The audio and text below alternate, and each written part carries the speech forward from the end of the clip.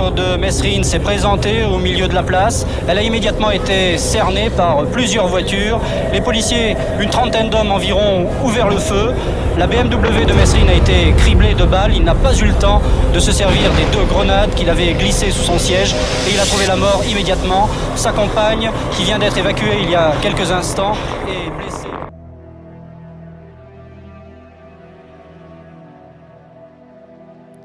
Des faits, des visages, des objets aussi.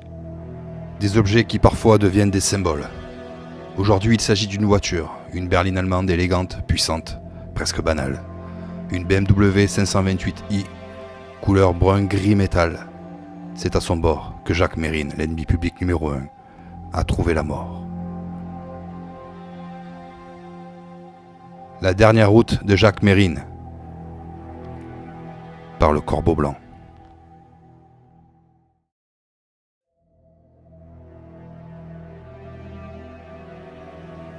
Nous sommes à Paris, le 2 novembre 1979.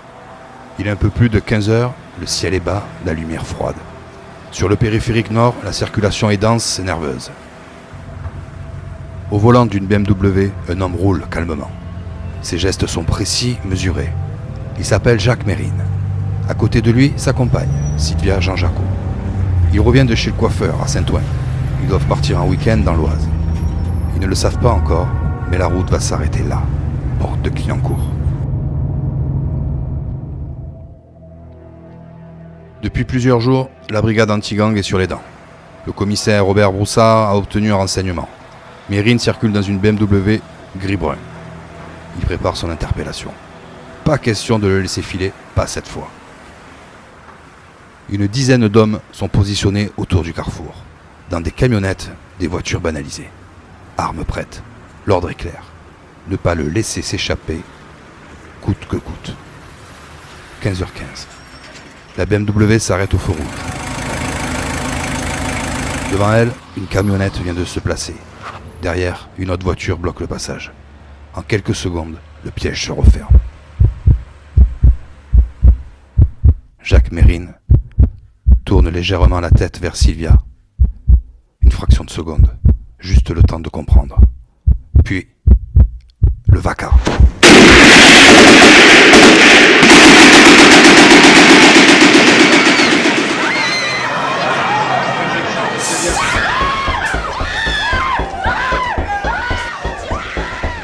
Des rafales, des vitres qui éclatent, le pare-brise explose sous l'impact des balles, les passants se jettent au sol, le moteur s'arrête. Quand le silence retombe, le corps de Mérine est affaissé sur le volant. Son visage est méconnaissable. À ses côtés, Sylvia Jean-Jacot est grièvement blessée. Elle perd connaissance. Elle survivra mais restera marquée à vie. 19 balles ont été tirées. 14 ont touché la voiture. 4 la tête de Jacques Mérine. L'opération aura duré moins de 30 secondes. Quelques minutes plus tard, les journalistes arrivent. Les premiers clichés font le tour des rédactions. On y voit la BMW 528i criblée de balles, pare-brise en miettes, carrosserie trouée comme une peau de métal malade. Sur le siège conducteur, le corps d'un homme sans vie. Sur le capot, une mare de sang séché, déjà brunie par le froid. Les passants murmurent. Certains applaudissent, d'autres détournent le regard. La police vient de mettre fin à 18 mois de traque. Mais très vite, une autre question s'impose. Était-ce une interpellation ou bien une exécution? Là, j'ai vu quelqu'un sur le volant bien blessé. Je ne savais pas ce qui s'est passé. C'est à ce moment-là que plusieurs voitures civiles se sont arrêtées, ils ont coincé cette BMW et plusieurs jeunes en blouson que je ne savais pas qui c'était. C'est après que je me suis rendu compte, ils avaient tous des brassards. On avait bien l'impression que c'était un coup préparé à l'avance. À mon avis, il n'a même pas essayé de se défendre puisqu'il avait encore la ceinture. La ceinture, il pouvait quand même détacher sa ceinture. Il avait sa ceinture de sécurité. Il était mort, qu'il avait sa ceinture de sécurité. Il n'a pas pu bouger. La presse s'en empare aussitôt. Les radios ouvrent leurs journaux sur cette image. Cette BMW trouée de balles, symbole d'un pays fasciné par la violence et la justice expéditive. Pour certains, la mort de Mérine marque la victoire de l'État. Pour d'autres, c'est un dérapage, un meurtre prémédité au cœur de Paris. Dans ce vacarme médiatique, un détail passe presque inaperçu. La voiture, cette BMW 528i, devenue, malgré elle, le dernier témoin d'une époque. C'est à travers elle, à travers sa trajectoire après ce 2 novembre 1979, que l'on va raconter la suite de cette histoire.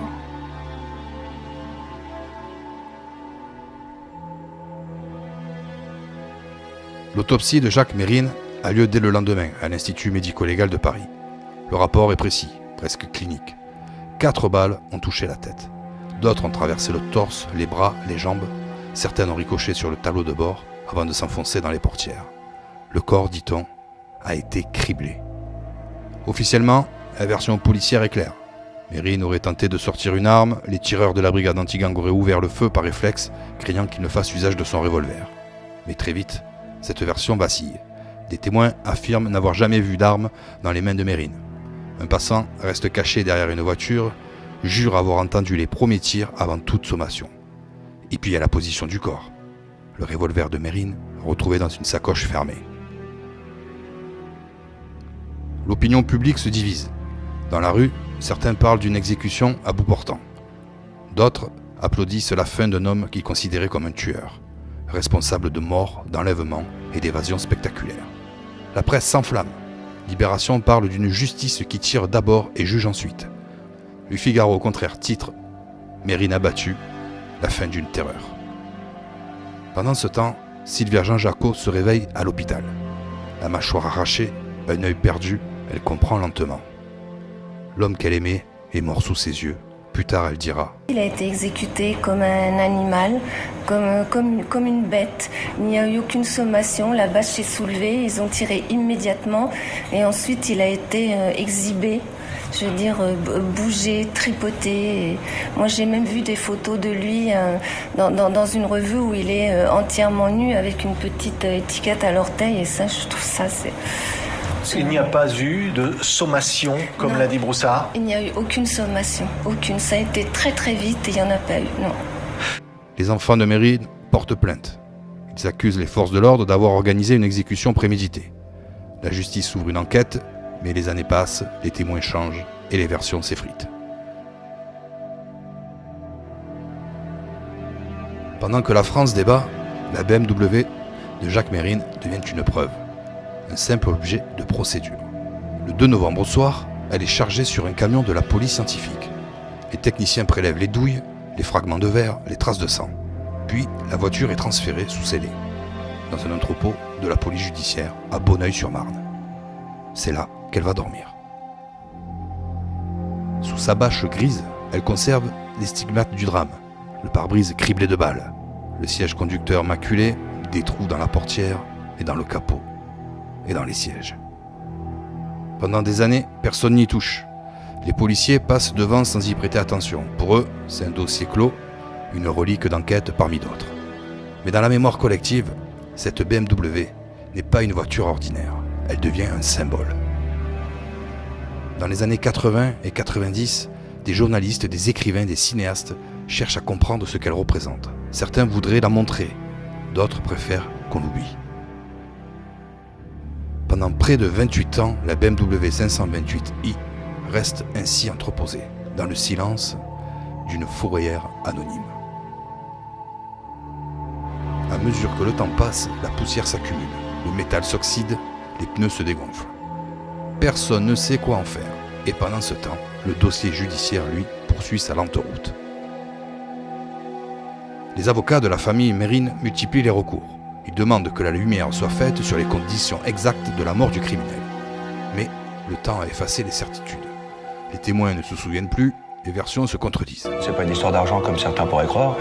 Vu qu'il n'y a pas d'argent qui est demandé, il n'y a rien du tout. C'est juste de reconnaître tout simplement que mon père a été assassiné et c'est tout, quoi. C'est quand même pas grand-chose que ce que la justice aurait pu reconnaître en fait depuis des années. Dans notre système, la justice reconnaît très rarement ses erreurs. Ouais. Non, si la Cour européenne des droits de l'homme pouvait au moins ça serait poser bien, des légitimes interrogations sur la procédure, alors ça on pourrait être satisfait. Ça serait un joli point final. On n'aurait pas gagné nationalement, mais au niveau de l'Europe, c'est plutôt pas mal. Voilà. La BMW, elle, reste là, immobile, muette. comme si elle attendait le verdict de la justice pour connaître enfin son propre destin. Les années passent, l'affaire Mérine s'enlise dans les archives judiciaires. Au début des années 2000, plus de 20 ans après la fusillade, les enfants de Jacques Mérine tentent une dernière fois de faire rouvrir le dossier. Ils réclament un procès, une audience, des explications. La justice accepte d'examiner leurs demandes. Des magistrats reprennent le dossier. Ils écoutent les anciens de la brigade anti-gang, ils relisent les rapports, les plans, les photos. Dans les bureaux de la cour d'appel, on évoque encore cette journée du 2 novembre 1979. L'emplacement des véhicules, la position de Mérine, la distance des tirs, tout est passé au crible. Mais le temps, comme toujours, a tout émoussé. Les témoins ont vieilli, les souvenirs se sont effacés, les certitudes aussi. En 2006, près de 25 ans après les faits, la Cour de cassation rend sa décision.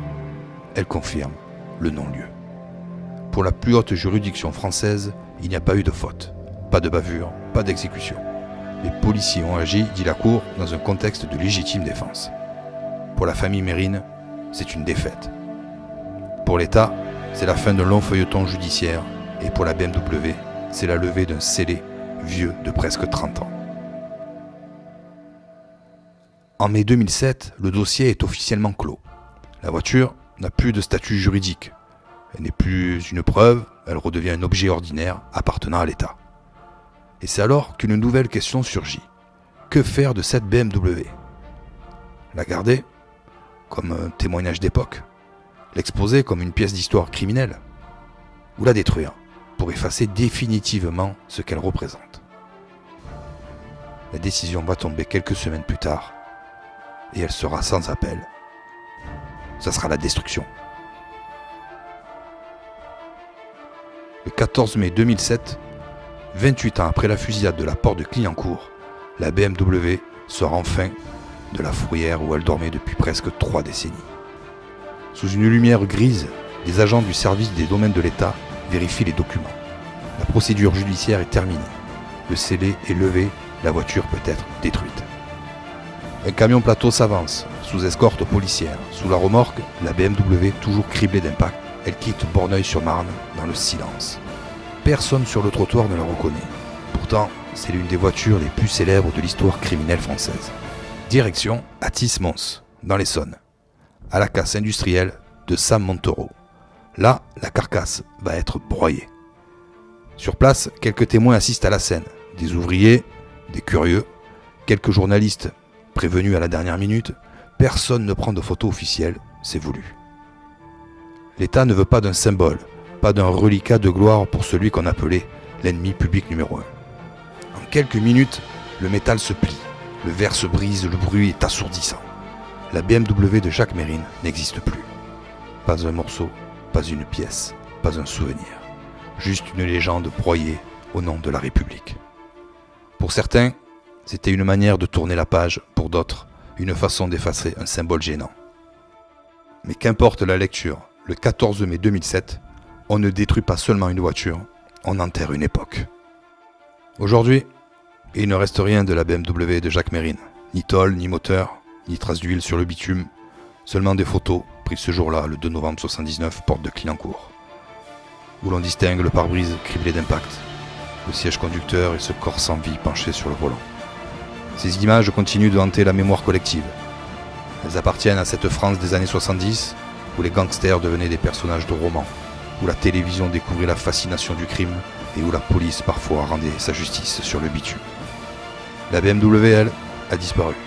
Et son histoire demeure, celle d'un objet banal devenu symbole, témoin d'un affrontement entre deux visions de la justice, celle de l'État et celle du mythe.